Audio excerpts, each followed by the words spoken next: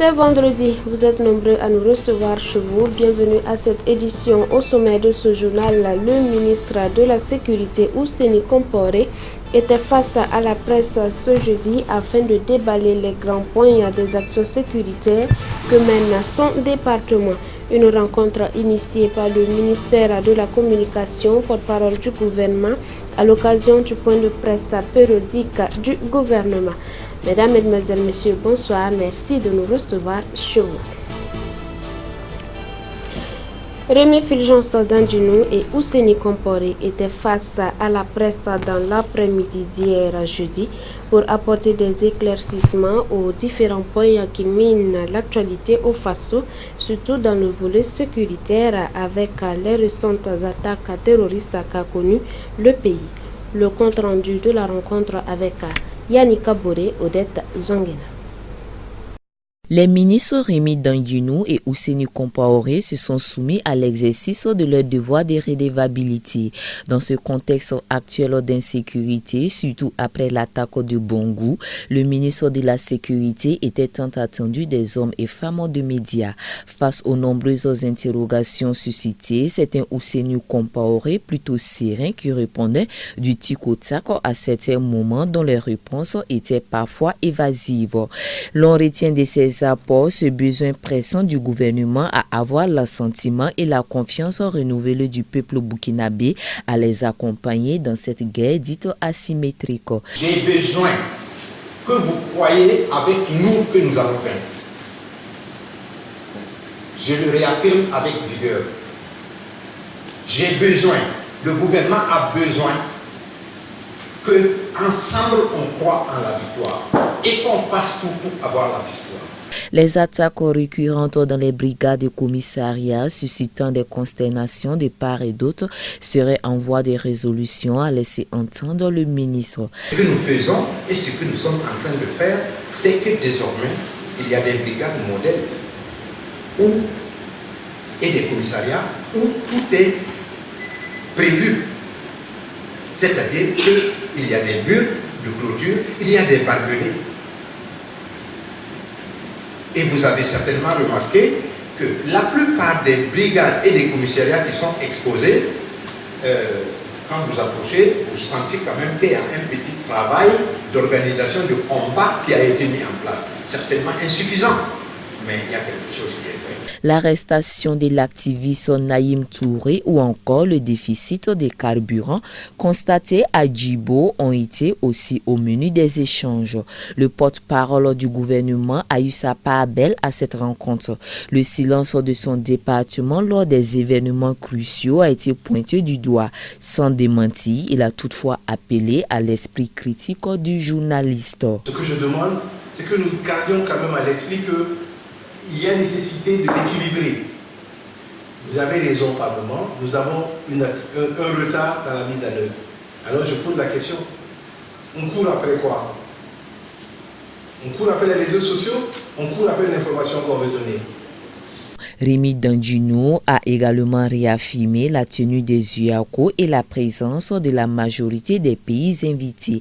S'agissant des élections de 2020, le ministre de la Communication dit accorder du crédit aux propos du président Rochma Christian Kaboré qui a promis la tenue effective des élections selon le calendrier arrêté.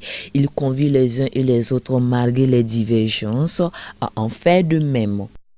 Voilà, nous sommes en période de fin d'année et dans ce contexte actuel d'insécurité, le ministre Ousseini Komporé a donné quelques consignes de sécurité en vue d'éviter d'éventuels dangers. Suivons-le dans ces images de Yannick Boré. Vous pouvez sortir avec vos cartes d'identité, ça évite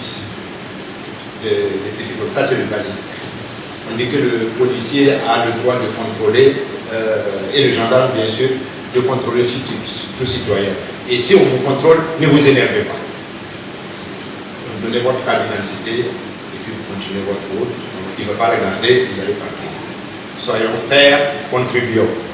Et d'ailleurs, les policiers, les gendarmes ont promis d'être tellement cool que ça va bien se passer. Alors, beaucoup plus compliqué, faites attention à tout ce qui se passe autour. Quelqu'un est arrêté quelque part en train de discuter, il avait un sac, en partant il laisse le sac. Qu'est-ce que vous faites? Si vous ne l'avez pas vu laisser, il faut s'y aller tout de suite. Voir, ce sac-là n'appartient à personne, les gens s'en écartent. C'est des petits gestes comme ça, mais qui contribuent à la sécurité de tous. Si vous entendez des propos que vous n'avez pas l'habitude d'entendre, si vous suspectez, si ça a en relation avec quelque chose, vous pensez que, rapportez au FDS qui saura faire le tri. Si vous voyez des gens qui sont brusquement dans votre environnement et qui ont l'air suspects, ça ne coûte rien de passer un coup de fil et les FDS viendront avec, j'allais dire, la courtoisie nécessaire, vérifier que la personne est bien innocente et qu'elle n'a absolument rien à se reprocher. Ça, ce sont des actes citoyens que nous sommes en train de vous demander. Alors, ça, c'est particulièrement adressé à vous. Je vais vous demander, les informations alarmistes ou bizarres, on ne peut pas les arrêter, malheureusement. Parce que les réseaux sociaux, on ne les commande pas, c'est à la disposition de tout le monde. Mais vous, avant de relayer ces informations, s'il vous plaît, vérifiez avec les services compétents. S'il vous plaît, vérifiez avec les services compétents. Ça a au moins l'avantage de ne pas participer à la diffusion de fausses nouvelles, à apeurer les gens. Oui, il paraît qu'on ne doit pas sortir. Essayons de travailler ensemble pour limiter ces choses parce qu'elles sont importantes. Nous voulons que les fêtes se passent bien. Nous voulons la sécurité pour tous les Burkinabés pendant les fêtes. Et pour ça, nous avons commencé dès maintenant à travailler. Aidez-nous.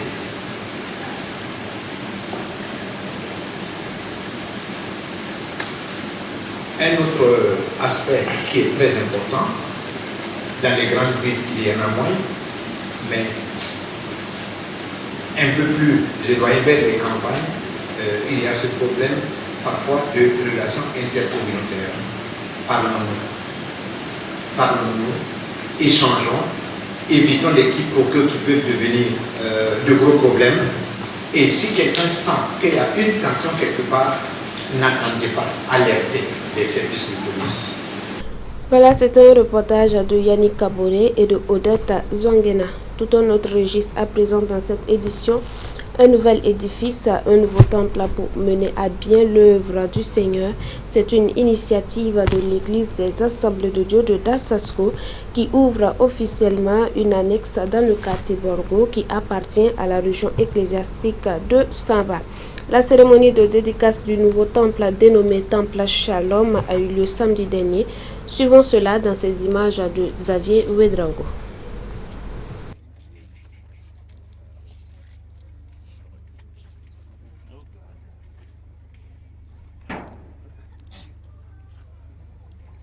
Voilà. Gloire à Dieu. Amen. Ma maison sera appelée maison de prière, tirée de Matthieu, le chapitre 21, du verset 12 à 14. C'est sur ces paroles qu'a été dédicacé le temple Shalom de Borgo à l'Éternel. Pour la petite histoire, c'est en 2005 que le docteur Saba Salam, pasteur principal de l'Église des Assemblées de Dieu de Dasasko, secrétaire général adjoint du Conseil général des Assemblées de Dieu du Burkina Faso, sous l'impulsion du Seigneur, jetait les bases d'un temple à Borgo. 14 ans plus tard, voici construit un temple à format réel pour la gloire de Dieu. La dédicace de cette église me donne de la joie. Une joie partagée avec l'ensemble du bureau exécutif parce que c'est une autre église qui vient de s'implanter où des frères et des sœurs vont venir se nourrir à la parole de Dieu, vont être formés pour être disciples de Jésus-Christ, où des gens vont venir pour recevoir le salut Donc l'Église des Assemblées de Dieu se réjouit et moi particulièrement je me réjouis de ce que cette Église a pu prendre pied. Et pour le président de la région ecclésiastique de Samba, région à laquelle relève le tout nouveau temple, c'est un joyau qui est le bienvenu dans la mesure où le standing de l'édifice pourrait accueillir de grandes rencontres de serviteurs de Dieu de la zone. Bon, notre attente de cette église, c'est qu'elle puisse quand même jouer son rôle qu'elle doit jouer dans la région de Samba. C'est-à-dire qu'enseigner les disciples, former les chrétiens, participer au développement holistique et spirituel de notre région de Samba. Pour le pasteur, c'est être vraiment un pasteur accueillant et afin que tous ceux qui vont venir pour une première fois, qu'ils ont envie encore de revenir et de participer à de différentes rencontres au sein de cette église pour vraiment relever le défi. Celui qui a été officiellement installé comme pasteur principal du temple Shalom de Borgo a déposé ses valises en 2008 dans les locaux. Jeune pasteur avec son épouse, que de difficultés rencontrées, que de défis relevés, la gloire est à Dieu le Père. En outre, le pasteur Daniel Zida entend s'aligner sur les paroles de l'orateur du jour qui stipule que le temple Shalom de Borgo sera appelé maison de prière et non autre chose. L'évangélisation, c'est la première mission que le Seigneur a donnée à l'Église et à tout chrétien. Une Église qui n'évangélise pas, on se demande la raison même d'être de cette Église. Donc, arrivé ici en 2008, nous avons installé un comité qui a travaillé beaucoup pour l'évangélisation et nous sommes toujours dans cette dynamique. Je pense que nous allons faire le maximum pour toucher les membres du quartier pour le salut en Jésus-Christ et tout ce que le Seigneur va nous donner comme capacité, nous étendrons cela pour toucher d'autres contrées. La cérémonie de dédicace du temple Shalom de Borgo, annexe de l'église des Assemblées de Dieu de Dasasko, a été ponctuée par des prestations de chorale, groupes et artistes chrétiens.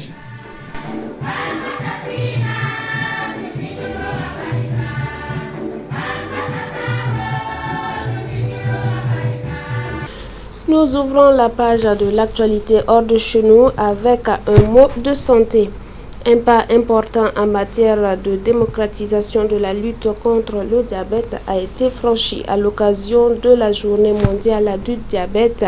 Ce 14 novembre, l'OMS a annoncé qu'elle examinera pour la première fois s'il est possible d'inclure l'insuline humaine sur les médicaments préqualifiés afin d'élargir l'accès au traitement de la maladie. C'est un pas important en matière de démocratisation de la lutte contre le diabète. L'Organisation mondiale de la santé a annoncé qu'elle va examiner, pour la première fois, s'il est possible d'inclure l'insuline humaine sur les médicaments préqualifiés afin d'élargir l'accès au traitement. L'agence spécialisée de l'ONU a fait cette annonce en vue de la journée mondiale du diabète organisée chaque 14 novembre. Et le nombre de malades ne cesse d'augmenter. Le diabète est une importante question de santé et un gros problème de santé publique du fait du nombre croissant de personnes souffrant du diabète. Il y a plus de 400 millions de personnes souffrant du diabète dans le monde et la tendance s'alourdit depuis 30 ans, surtout dans les pays à faible revenu et à revenu intermédiaire. La majorité des diabétiques vivent dans des pays pauvres. Beaucoup de ceux qui ont besoin d'insuline n'y ont pas accès, souvent en raison du coût élevé. Seule une personne sur deux souffrant du diabète de type 2 a ainsi accès à l'insuline, selon l'OMS. Quand l'OMS a lancé les traitements préqualifiés pour le VIH, le prix par personne était de $10 000 par an. Quand on a commencé à préqualifier il y a 3 ans, le prix par personne était de $300 par an. C'est une différence substantielle. Malgré une plus grande disponibilité, les prix de l'insuline sont actuellement une barrière au traitement dans les pays pauvres ou à revenus intermédiaires. Économie dans ce journal, nous sommes au Cameroun. Le pays a perdu plus de 370 milliards de francs CFA de recettes pétrolières en 2017. Une perte due aux dépenses fiscales et à des engagements pris par la Société nationale des hydrocarbures. Le Cameroun a perdu 374,6 milliards de francs CFA de recettes pétrolières en 2017. Selon la Société nationale des hydrocarbures, cette perte est due notamment aux dépenses fiscales et à des engagements qu'elle a pris pour des dépenses dites associatives. Les premiers bénéficiaires de cette baisse sont les sociétés pétrolières et gazières qui ont bénéficié d'exonérations d'impôts d'une valeur de 196,8 milliards de francs CFA. En réalité, ces exonérations-là avaient pour objectif de permettre à ces sociétés de continuer la recherche pétrolière. Mais l'ennui, c'est que, une fois les exonérations accordées, il y a eu les chutes des cours de matières premières, ce qui fait que les sociétés n'ont pas pu réaliser ce qu'elles pensaient. Les sociétés aussi n'ont pas trouvé opportun de continuer à investir. À titre de comparaison, ces exonérations représentent le triple des dépenses fiscales consacrées aux services sociaux. Le coût des mesures fiscales dérogatoires accordées aux entreprises et aux ménages au titre de l'exercice 2017 est évalué à 605,7 milliards de francs CFA, soit 23,4% des recettes fiscales non pétrolières mobilisées et 3% du produit intérieur brut. En matière économique, quand vous avez une perte de cette nature, vous ne pouvez la rattraper que ça dans la durée. Il faudrait que les coûts de pétrole se relèvent, que ceux qui ont eu ces exonérations investissent et que dans un moyen terme, on puisse se récupérer. Malgré une relative diversification de son économie, le secteur pétro-gazier demeure important pour la réussite des objectifs de consolidation budgétaire du Cameroun. Dans son analyse du profil pays en octobre 2019, l'agence de notation Moody's estime que la baisse des volumes et des revenus pétroliers devrait être compensée par des meilleurs résultats dans le secteur gazier. Et puis un exploit dans le domaine de la circulation aérienne, la compagnie australienne Qantas a relié sans escale Londres à Sydney en un peu plus de 19 heures de vol. Un vol test qui permettra à la compagnie d'ouvrir une ligne commerciale reliant l'Australie à New York et Londres.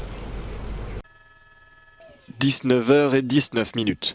C'est le temps qu'ont passé les 52 passagers et le personnel navigant dans les airs pour réaliser les 17 800 km qui séparent Londres de Sydney. Ce vol est devenu le plus long réalisé sans escale, dépassant de 3 minutes le précédent record réalisé par cette même compagnie, Qantas, entre Sydney et New York. Le vol s'est très bien passé, nous n'avons eu aucun problème. Nous sommes partis dans la nuit de Londres, il faisait froid, humide et sombre et nous sommes arrivés sous un soleil radieux. Ça a été un super voyage, nous avons relié le Tower Bridge de Londres et l'Harbour Bridge de Sydney. Le projet est d'évaluer les effets des vols ultra longue distance, notamment sur le corps humain. Les passagers ont donc dû se plier à divers exercices physiques. Je me sens super bien, probablement bien mieux que ce que je devrais être à ce moment du vol, pour être honnête. Ce vol s'inscrit dans le cadre du projet Sunrise, l'objectif de Qantas étant d'assurer des vols commerciaux réguliers et sans escale pour relier l'Australie à Londres et New York. Le premier Sydney-Londres pourrait décoller en 2023. Focus découverte, le Pakistan abrite la plus grande mine asiatique de sel rose. Découvrons cette mine de sel gemme dans ce focus. À quelques 300 km des sommets de l'Himalaya, les contreforts de la chaîne du sel se profilent. Sous ces collines arides, la mine de Kyura. Quand les armées d'Alexandre le Grand sont arrivées ici, leurs chevaux ont léché les rochers. Et c'est ainsi qu'ils ont découvert le sel. Kyura est la plus grande mine de sel gemme d'Asie. Son exploitation industrielle a commencé en 1872 sous l'impulsion de l'autorité coloniale britannique. Aujourd'hui, elle compte 17 étages et s'enfonce à 167 mètres de profondeur. Une attraction très prisée des touristes.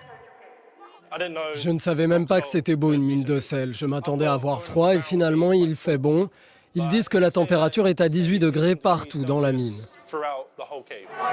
Dieu nous a bénis de ressources aussi grandes et belles. Il faut vraiment que nous les mettions en valeur. Parce que ce sel est très bénéfique pour la santé, il devient à la mode. Il est composé de 3 minéraux, blanc, rose et rouge. Le blanc correspond au chlorure de sodium, le rose au magnésium et le rouge au fer. Rien qu'en respirant ce sel ici, dans cette mine, vos poumons se purifient. Déployés le long des 40 km de tunnels, près de 500 mineurs sont à la tâche. Ils extraient plus de 2000 tonnes de sel par jour, Mais leur méthode est très artisanale. Elle n'a presque pas changé depuis le 19e siècle. J'ai creusé un trou un peu plus loin. Là, je fabrique des capsules de poudre à canon. Quand j'en aurai 4, je les assemblerai pour les enfoncer dans le trou. Vous voyez, il y a un fil qui est accroché à l'ensemble que je vais allumer ensuite.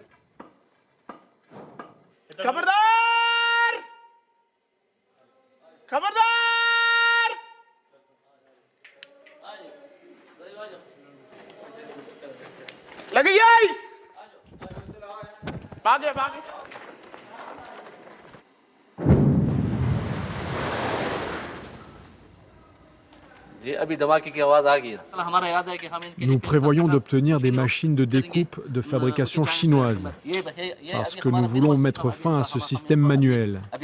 D'abord, il ne garantit pas une sécurité suffisante. Et puis notre production est trop faible en termes de rendement. Lorsque nous aurons de nouvelles fraises et de nouveaux outils de forage, notre production va décoller.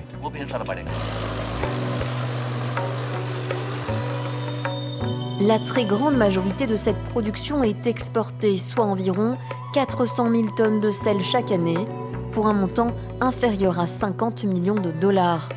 D'après les experts, et au vu des ressources, c'est beaucoup trop peu. C'est la fin de la semaine et comme tous les vendredis, nous terminerons cette semaine avec une lecture biblique. Le livre des Proverbes, le chapitre 28, à partir du verset 29. Si quelqu'un détourne l'oreille pour ne pas écouter la loi, sa prière même est une abomination. Celui qui égare les hommes droits dans la mauvaise voie tombe dans la fosse qu'il a creusée. Mais les hommes intègres héritent le bonheur. L'homme riche se croit sage, mais le pauvre qui est intelligent le sonde. Quand les justes triomphent, c'est une grande victoire. Quand les méchants s'élèvent, chacun se cache. Ainsi s'achève cette semaine. Nous méditerons ensemble d'autres passages dans les semaines à venir. Excellente suite de programmes sur Canal Vinukera. Excellent week-end à tous et à toutes.